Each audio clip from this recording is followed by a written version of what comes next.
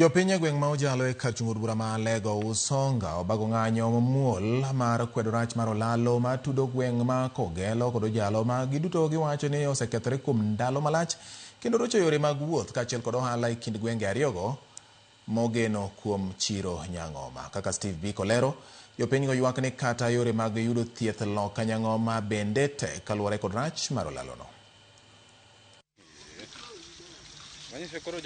Mae chal mar olalo ma Mbururu Marindi matudo gweng' ma Kogelo kod Ojalo e kar chung'ur bura ma Lego Usonga. Kuom thuolo malach, jopiny kaachiel kod jobodaboda matiyo gapaya ni matudo loka ariyogo osebedo kod midhiero mar wuoth bang' olalo ni ruombore piny. Daraja ni okethore lakini okonyowa ka. Nyithindwa nyalo tatho iye kae ka pi opong' dakikal kae. Japikni gini kethonwa pikno. Kikalo ka gari, gari kokalo kae, ok dak kal, geche moko kae.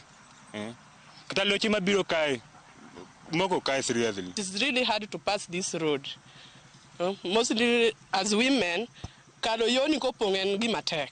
Kech kichopo ka, chuni ni nyaki ban longi nyaki bambi malo, kikale. Sometimes in gi nyathi be in gi toki. Bur man kanyo miwacho no samopong' okinya spot that pothole. Yore mag chope chiro kod od thieth ma Nyang'oma bende osebedo matek gino machuno jodak ma Ojalo mar manyo thieth kuonde mamoko kaka Ng'ia kod Siaya mayudre ndamo mabor kodgi. The expectant women ema koro find it very hard nikech delivery point en Nyang'oma Kogelo ema kidwa deliver tidhiye to koro kopong' minego winjo matek nyaka gi haw Ng'ia moko nyaka haw Siaya to those places are very costly.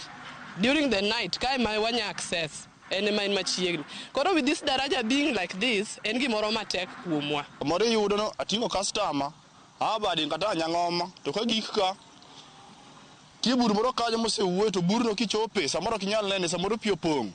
Tipo mana kisedonjo buro to buro kidonjo kitingo customer, to chuti nyaka tilwari, koro yen seche milwarno, inyalo hinyori, apiko bende kethore. Bang' jakor chal mar kor lwasi lieko ni koth mapek mar El Nino biro chako chwe machiegni pacho ka, jopiny onyiso luoro margi ni yore mag wuoth kae didek rochore mokalo ni mar kae ma nyithind skul masomo loka Kogelo luwo. To make the work easier for nyithindwa gi nyithindo madhi skul bende mostly jo seko makae somo Senator Obama. Nyaka giti mana gi ka onge shortcut ma ginyalo mana ma.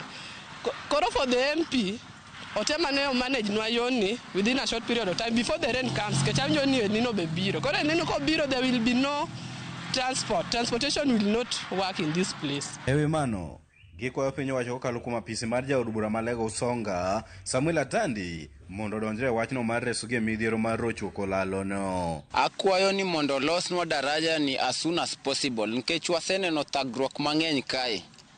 We are not comfortable with this road here. Oyie mondo konyo mondo losnwa makech aora milumo kochacha. Loche luwe mang'eny, tango luwe mang'eny, koro katumno bende okede ngima yo mo makare, onyalo kethre sa asaya. Koro konyalo winjo wato te mondo losnwa mondo mae be okonyre gi macha. Steve Biko, Ramogi TV, Siaya.